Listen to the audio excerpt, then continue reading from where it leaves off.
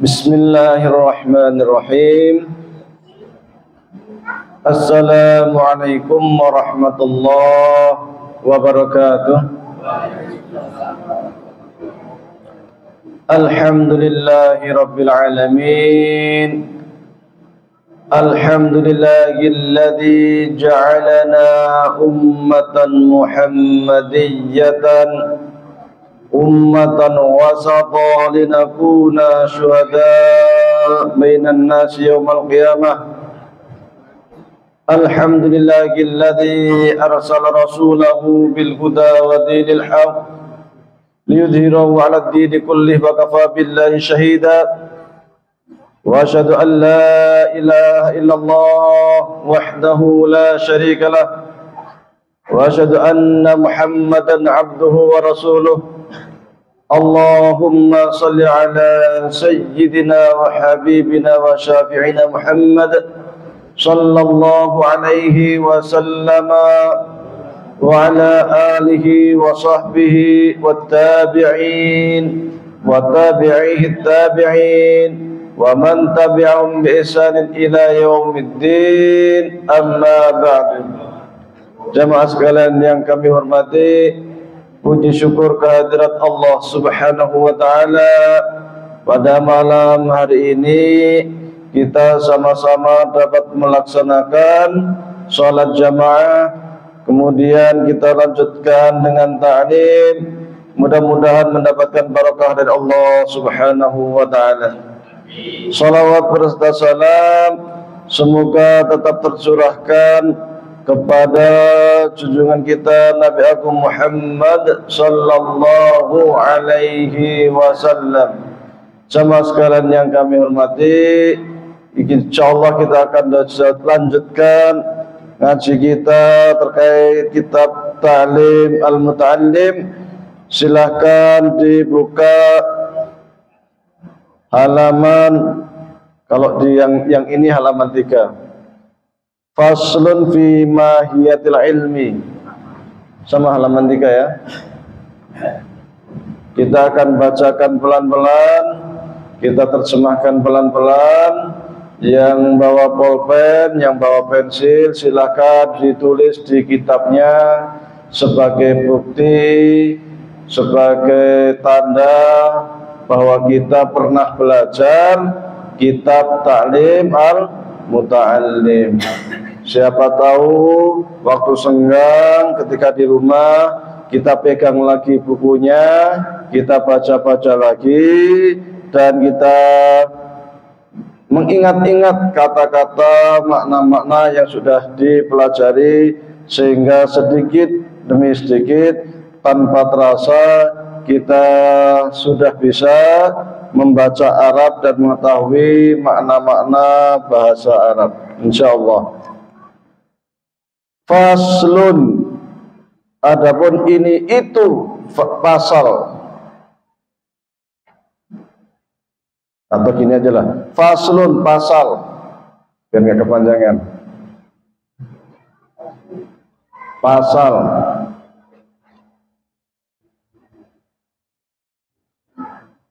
fi mahiyatil ilmi, tentang hakikat ilmu.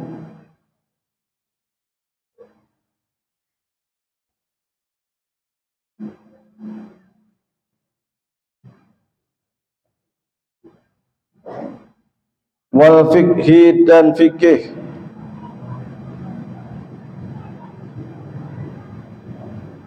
Wa fadlihi, dan keutamaannya.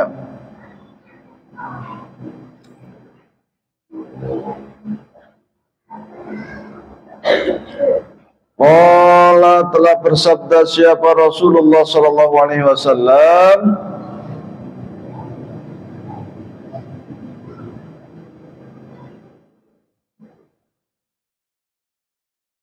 talabul ilmi, menuntut ilmu,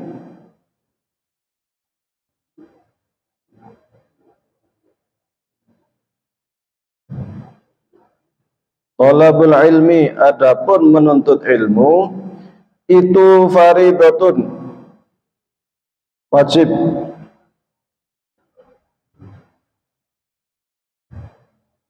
ala kulli muslimin, untuk setiap orang muslim,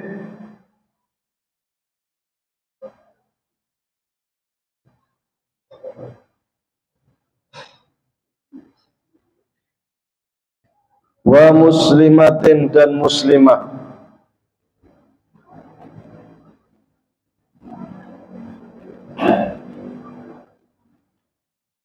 I'lam, ketahuilah olehmu.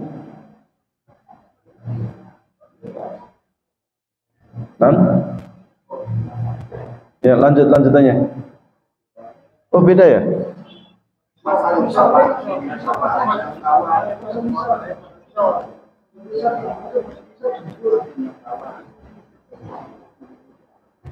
I'lam, ketahuilah olehmu, bi annahu, bahwasanya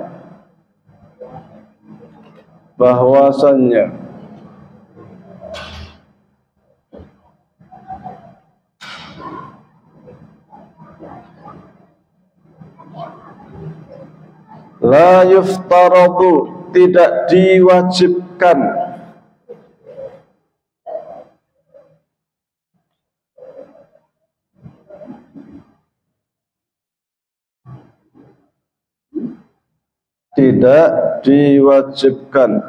ala kulli muslimin, kepada setiap muslim,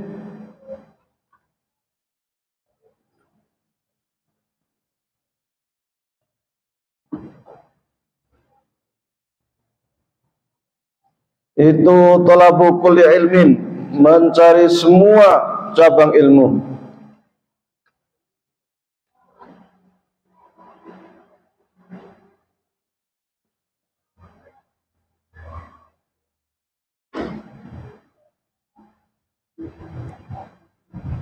Wa innama, hanya saja,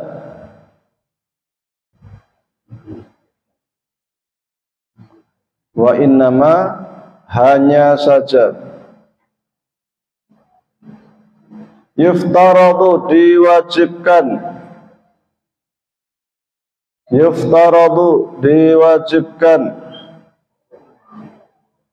wa innama, hanya saja,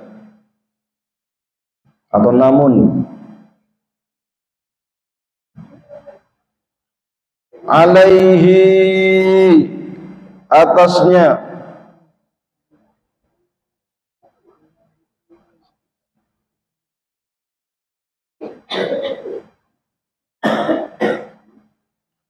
talabu ilmil hali, menuntut ilmu hal. Nanti saya terangkan ilmu hal itu apa. Menuntut ilmu hal.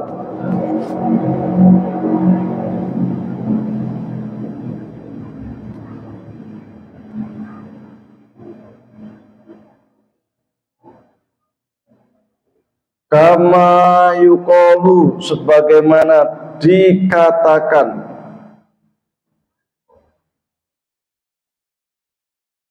kama yuqalu, sebagaimana dikatakan,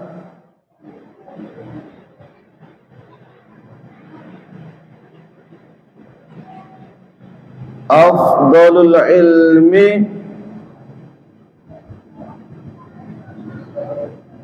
ilmu paling mulia,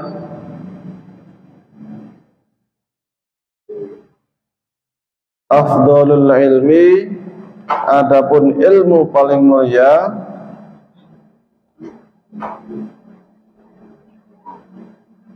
itu ilmul hali, ilmu hal.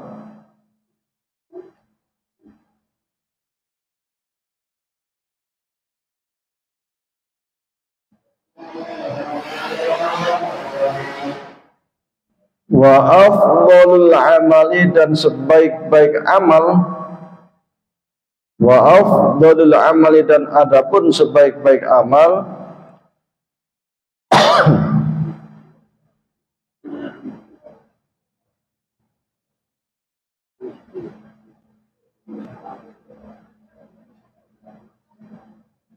itu hifdzul hali, menjaga hal.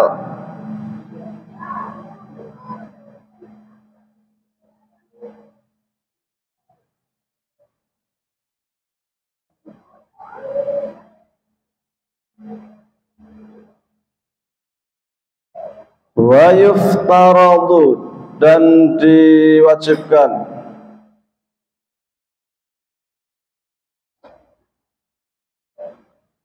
Yuftarad tadi sudah berkali-kali ya, sudah ada tidak sebelumnya.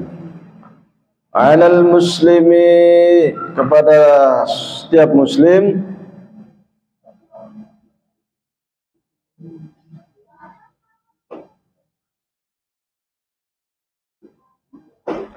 talabu mencari,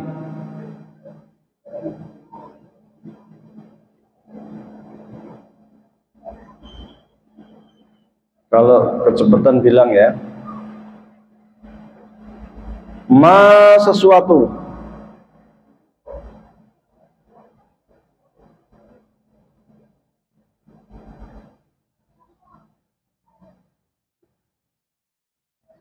ma sesuatu, yaqa'u yang terjadi,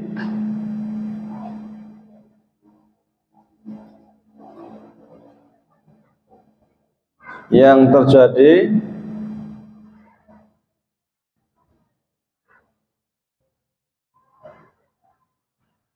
lahu baginya,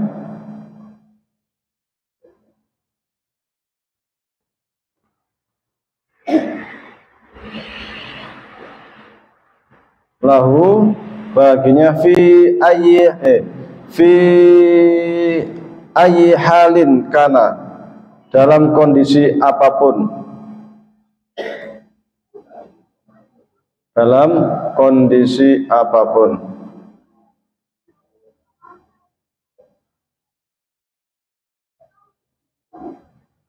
Fa innahu, maka sesungguhnya ia,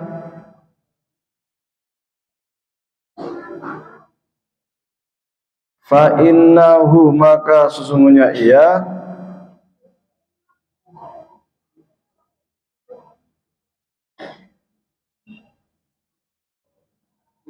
la budda, harus,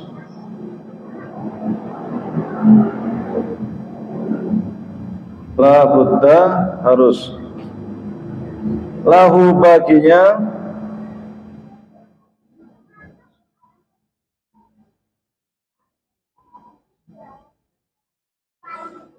minas sholati, dari sholat,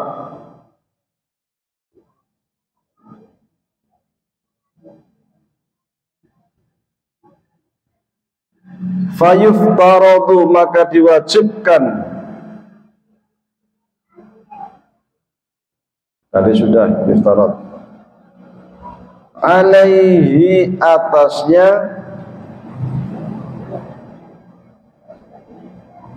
alaihi tadi juga udah, alaihi atasnya, ilmun ilmu, ma sesuatu, ilmun tadi udah, ma sudah, ma sesuatu, yaqa'u yang terjadi, tadi juga sudah, yaqa'u, lahu baginya, saya kalau agak cepat karena yang di atas tadi sudah, lahu baginya, fi sholatihi, di dalam sholatnya,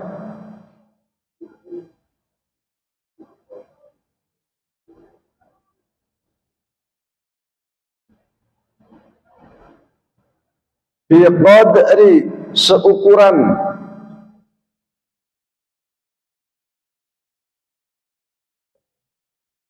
seukuran, ma, apa tadi ma? Sesuatu, ya, sudah mulai bisa nih, yu'addi, menuju,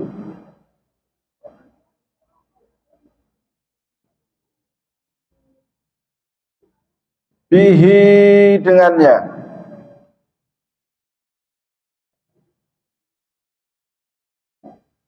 fardhus sholati, kewajiban salat,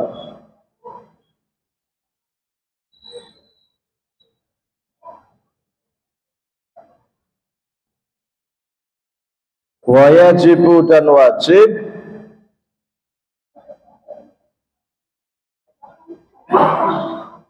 Alaihi atasnya tadi udah. Ma suatu ya kok terjadi. Astagfirullah ini karena sebenarnya itu saja kosakatanya itu. Lama-lama udah tahu aja. Lahu baginya bi qadri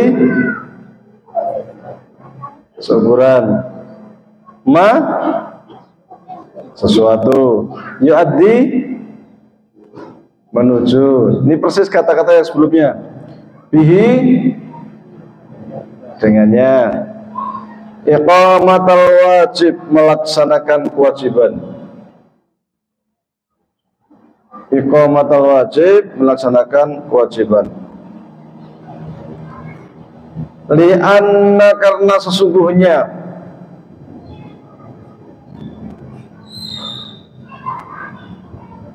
ma sesuatu yutawassalu yang dijadikan sarana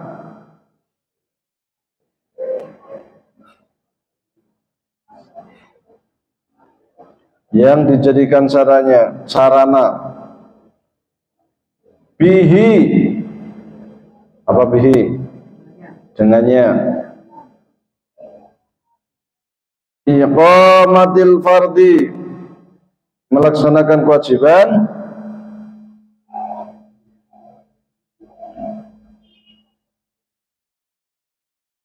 yakunu fardhan menjadi wajib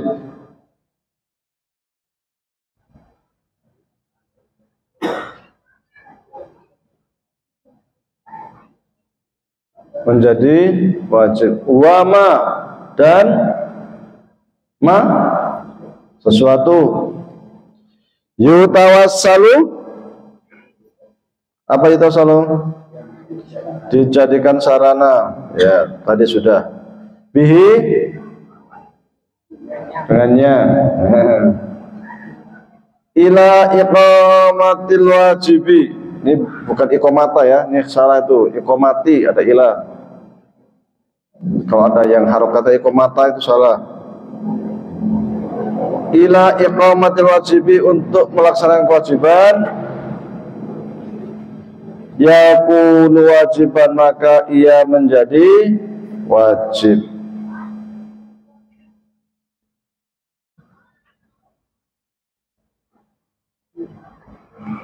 Wa kadzalika dan demikian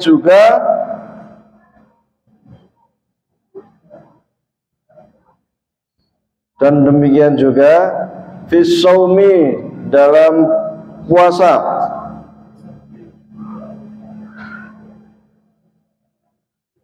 wa zakati dan zakat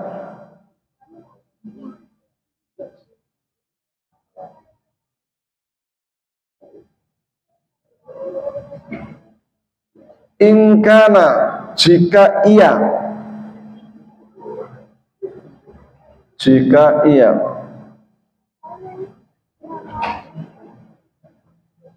lahu baginya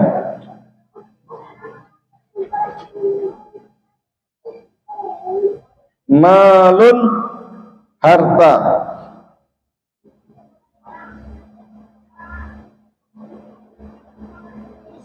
wal haji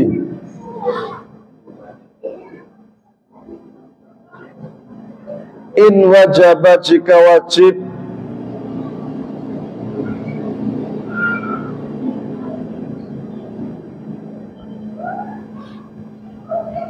alaihi atasnya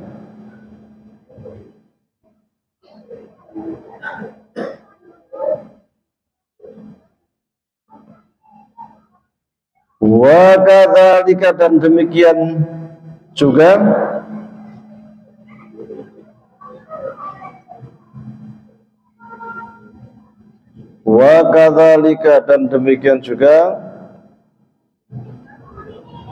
fil buyu'i dalam urusan jual beli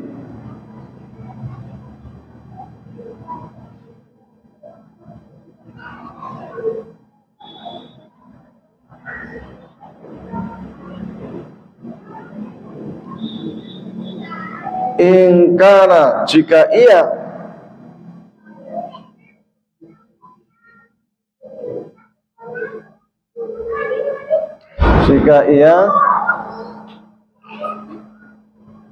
yattajiru, berdagang,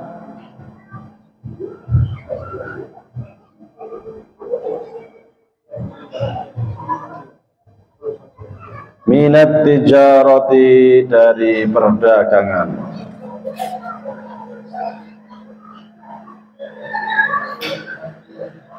Baik, ini bagian pengantar yang kemarin saya terangkan terkait dengan makna tahmid, kemudian juga keutamaan ilmu dan lain sebagainya, yang secara umum beliau ini menulis kitab ini memang ada yang memohon kepada beliau untuk menuliskan sebuah ilmu terkait dengan tata cara beretika di dalam belajar, cara menghormati ilmu, cara menghormati guru, cara macam-macam hal-hal yang terkait dengan ilmu pengetahuan. Dan ini sangat penting, akhlak ilmu ini sangat penting, apalagi pada masa ini, pada saat ini, di mana terjadi dekadensi moral, kerusakan moral yang luar biasa pada anak-anak kita. Nilai kesopanan pada anak-anak kita sudah menurun. Anak SD saja diloai karo gurune, diingatkan sama gurunya, berani menentang.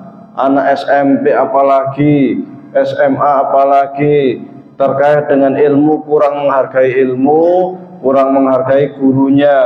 Maka jangan kaget ketika etika kita dengan ilmu kurang, atau bahkan tidak punya etika, dengan guru tidak punya etika. Jangan heran ketika kita belajar hanya untuk mencari dunia, sehingga ketika besar kerjaannya main tipu, main manipulasi, jadi pejabat, ujung-ujungnya korupsi. Itu karena etika ilmu, akhlak ilmu yang kurang diajarkan di sekolah-sekolah kita. Padahal akhlak itu sesungguhnya harus didahulukan dibandingkan ilmu pengetahuan. Sebelum anak didik ini belajar tentang cabang-cabang ilmu yang rumit-rumit, yang susah-susah, maka yang harus ditata dulu adalah etika atau akhlak. Karena mendidik akhlak ini sesungguhnya lebih sulit. Orang ketika hendak ujian dikasih buku, belajar 1 hari, 2 hari, 3 hari, insya Allah bisa nilainya tinggi. Tetapi merubah kebiasaan itu tidak mudah. Sederhananya, orang yang biasa dia itu ngerokok umpamanya nih, suruh berhenti angel. Orang yang terbiasa berjudi suruh berhenti susah. Orang yang terbiasa main game suruh berhenti susah, karena itu sudah menjadi kebiasaan. Maka mendidik akhlak ini bukan hal yang sederhana, butuh waktu. Makanya ulama-ulama kita sering mengatakan, saya belajar akhlak itu tahunan. Sampai sering mengatakan, saya belajar akhlak sampai 10 tahun. Belajar ilmu cukup beberapa hari, cukup beberapa waktu. Karena akhlak ini terkait ilmu terapan, terkait etika, terkait kebiasaan.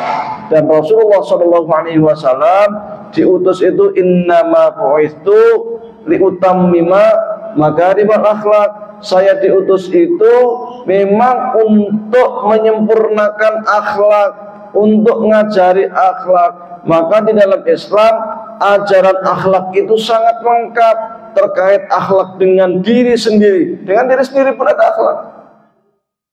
Maka nggak boleh menyiksa diri, makanya nggak boleh mabuk-mabukan karena itu merusak otak. Tidak boleh bunuh diri, tidak boleh poso ngeblong. Kita poso ngeblong ya. Poso dino, rong dino, telu dino, patang puluh dino ora buka ora sahur ya, ngeblong 40 dina, poso pati geni. Wah, mungkin sekti so makan beling. Nah, itu nggak boleh. Kita ada hak kepada orang lain, juga ada etika. Kepada Allah ada etika. Bahkan kepada lingkungan ada etika. Bahkan kepada binatang ada etika. Oh, nyembelih aja kalau pakai pisaunya ketul haram loh, nggak boleh. Wah, terserah hewan kocok gitu.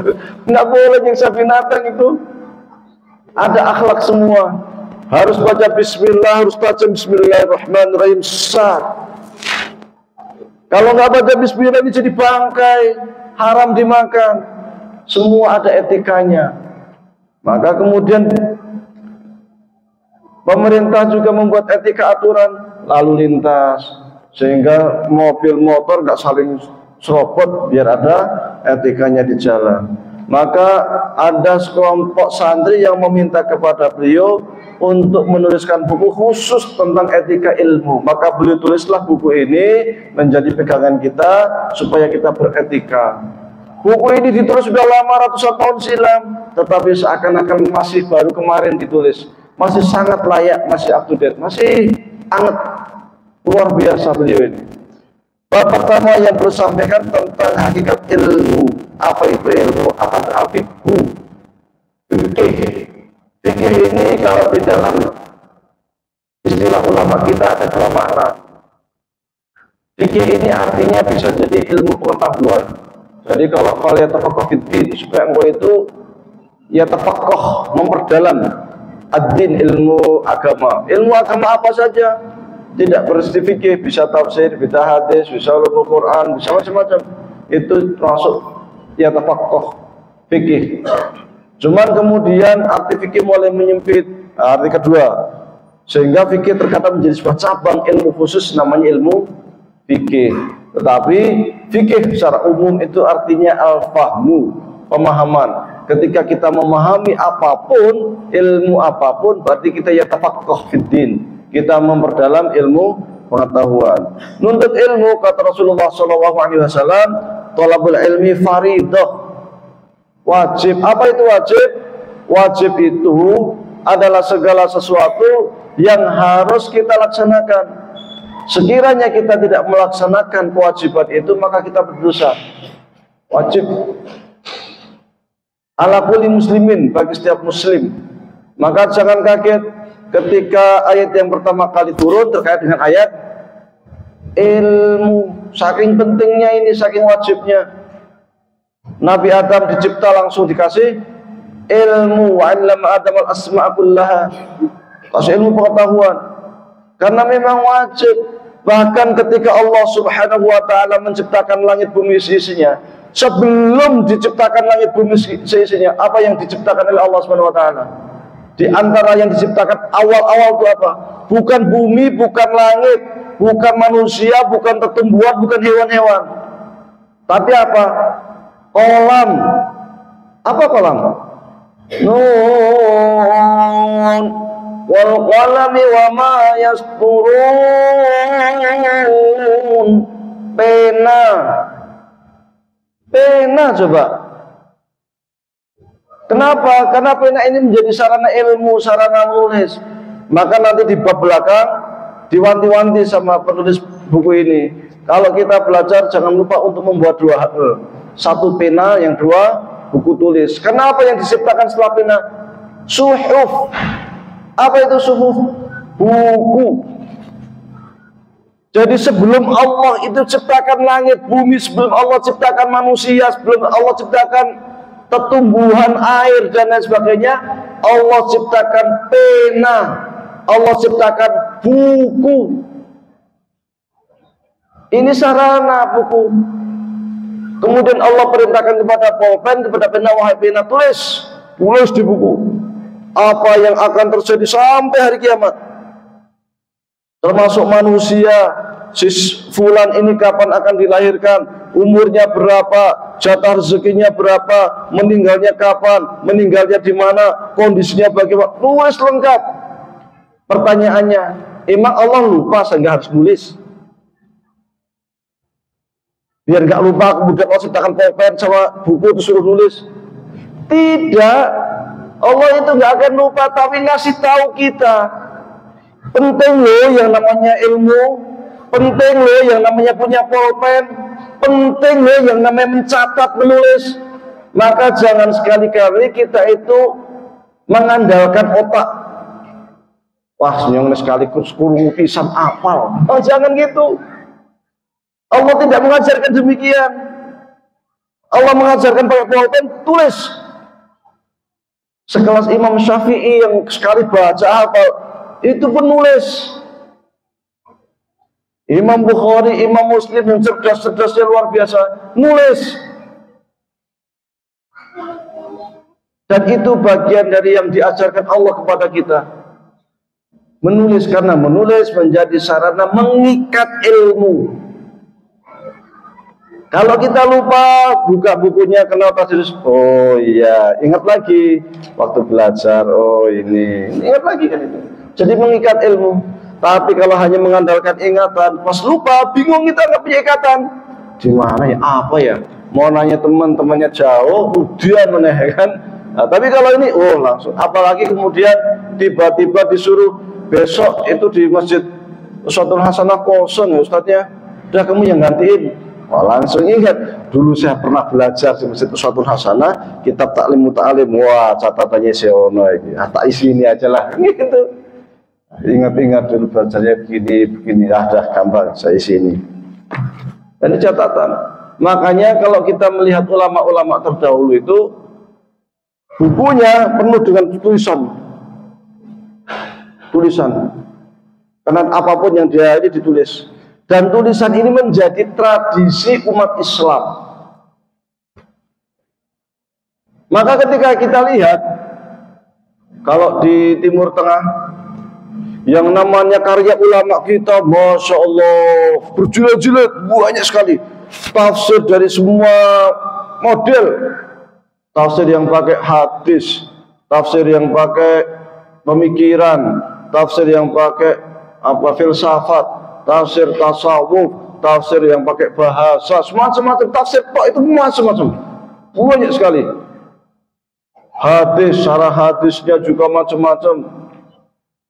Ada yang konsentrasi di dunia tasawuf, ada yang fikih, ada yang amal untuk tarhib wa tarhib, supaya kita itu giat beramal, luar biasa. Karena itu menjadi tradisi yang diwarisi oleh ulama kita. Maka biasanya ulama kita terdahulu ketika sudah belajar seperti ini, selesai satu kitab, santrinya dikasih tulisan catatan, namanya ijazah. Nah, sekarang menjadi istilah di SD, SMP, SMA ya, ijazah. Itu tradisi Islam. Ijazah atau sanad. Oh, si fulan belajar dari saya, gitu. Saya belajar dari guru saya belajar dari gurunya lagi, sampai ke penulis buku. Oh, kasih sanad sebagai bukti, kasih ijazah, tulisan bahwa dia pernah belajar. Ini penting ya, karena memang nulis ini menjadi ikatan bagi kita supaya tidak gampang lupa, supaya kita itu bisa mengingat-ingat ketika kita perlu, ketika kita lupa. Kewajiban artinya ketika ditinggalkan, ini kita berdosa. Hanya menurut beliau, i'lam bi annahu la yuftaradu ala kulli muslimin talabu kulli ilmin. Tidak harus setiap muslim itu, meskipun ini wajib, mengetahui semua cabang ilmu, enggak harus. Karena ilmu pengetahuan itu sangat luas sekali. Pengen fisika, pengen biologi, pengen kimia, pengen tafsir, pengen hadis, pengen ulumul Quran, susah berat. Makanya kalau ada sekolah yang menjanjikan, sekolah di tempat saya, insya Allah ilmu agama dapat, ilmu umum dapat 100%, pinter, keluar nanti jadi Ibnu Rus. Sulit. Apalagi zaman sekarang ini zaman takhusus, zaman spesialisasi ilmu. Makanya muncul sekolah-sekolah itu modelnya SMK. Kalau dulu kan SMA ya, SMA. Sekarang banyak SMK. Kenapa? Karena langsung spesifik, langsung penjurusan. Sehingga orang yang keluar dari sekolah itu langsung bisa praktek, langsung menguasai satu cabang ilmu tertentu. Mau diingatkan di sini, sudah diingatkan oleh penulis ini, tidak harus kita menguasai cabang ilmu, cukup ilmu yang memang dibutuhkan. Imam Al-Ghazali di dalam kitab Ihya-nya bab ilmu menyatakan bahwasanya ilmu itu yang wajib, itu yang fardu, yang ala kulli muslimin ya tadi itu dibagi menjadi dua. Sama-sama fardu, tetapi yang pertama fardu kifayah, yang satu fardu ain. Yang fardu ain adalah ilmu yang kita setiap muslim itu wajib tahu. Sholat, puasa, zakat sesuai dengan profesinya. Akhlak, kalau mencuri itu haram, kalau menipu manipulasi itu haram, berdagang, berbisnis, berniaga itu sunnah dianjurkan. Harus tahu. Oh, enggak kan ya. Sehingga dia bisa melaksanakan kewajiban agama. Karena ketika ilmu yang fardu ain ini tidak dilaksanakan, maka dia diancam oleh Allah Subhanahu wa taala kalau masuk ke dalam api neraka. Dan orang tua punya tanggung jawab untuk mengarahkan anak-anaknya belajar ilmu yang fardu ain. Sekiranya orang tua tidak mengarahkan anak-anaknya, syukur-syukur bisa ngajari sendiri, tapi setidaknya mengarahkan ke TPA, mengarahkan ke pengajian-pengajian. Sekiranya orang tua tidak mengarahkan anak-anaknya untuk ngaji sehingga anak menjadi tidak tahu ilmu yang fardu ain, maka si anak kelak dapat menyeret kedua orang tuanya masuk ke dalam api neraka. Meskipun orang tuanya soleh, rajin ibadah, rajin ngaji. Karena anak ini amanah. Anak ini investasi dunia kita dan akhirat kita. Maka harus dijaga dengan baik. Jadikan anak ini ladang pahala bagi kita. Kalau kita bisa mengajari surat Al-Fatihah untuk anak kita, oh sangat baik. Setiap anak sholat, Bismillahirrahmanirrahim, Alhamdulillahi Rabbil Alamin, Ar-Rahmanir-Rahim, Maliki Yaumiddin. Setiap anak sholat membaca surat Fatihah, orang tuanya meskipun dia tidak melakukan apapun dapat pahala dari bacaannya si anak. Ketika anaknya kemudian ngajari orang lain surat Fatihah, orang tuanya dapat pahala double, dapat pahala Fatihah dari anaknya, dapat pahala dari orang yang sedang diajarin. Maka sedapat mungkin hal-hal yang terkait dengan ilmu dasar diajari oleh orang tuanya. Karena ini supaya orang tuanya itu ngalir terus pahalanya dari anak. Kalau memungkinkan. Kalau tidak mungkin, dititipkan ke TPA, tempat-tempat pengajian, supaya anak ini bisa sholat. Jangan biarkan anak gak sholat. Anak mau minta motor, dikasih motor. Minta HP, dikasih HP. Jalan pagi-pagi, keluyuran kemana, nggak ditanya. Pulangnya malam, nggak ditanya. Jalan-jalan sama siapa, nggak tahu. Orang tuanya, bapaknya sibuk, ibunya sibuk, sama-sama bekerja. Anaknya ternyata di luar sana pacaran, buncing-buncingan. Wah, repot. Tahu-tahu masuk angin, wetenge gede, bingung. Waduh, harus sopo gitu. Akhirnya sak pampung do geger menjadi sesuatu yang memalukan orang tua. Nah, kalau sudah terjadi begitu, orang tua baru mumet. Nah, kemarin kemana ketika anak nggak ngaji kok dibiarkan? Minta motor dikasih motor, minta HP dikasih HP. Padahal yang namanya HP ini sesuatu yang baik, tetapi juga buruk. Kalau kita tidak ngawasi dengan baik, HP ini menjadi setan gepeng, sangat berbahaya. Karena di dalamnya apa saja ada, dan orang tua ketika tidak ngawasi, lepas kontrol. Maka baiknya, idealnya, anak SD, SMP jangan dikasih HP. SD, SMP, untuk apa coba kalau SD kasih HP itu? Kayak apa coba? SMP kasih HP buat apa coba? Ini bulan teman itu chattingan kok, rana guna nih. Bangku nangis, harus tega-tegaan. Di rumah nggak usah kasih TV kalau bisa. Nggak usah kalau ada TV buat apa coba TV? Kebanyakan acara TV itu apa? Sinetron lah, apalah, acara-acara artis lah, gosip lah, yang nggak baik-baik. Saya sudah di Kairo sampai sekarang nggak punya TV saya. Iya. Nah untuk apa coba TV? Mau berita?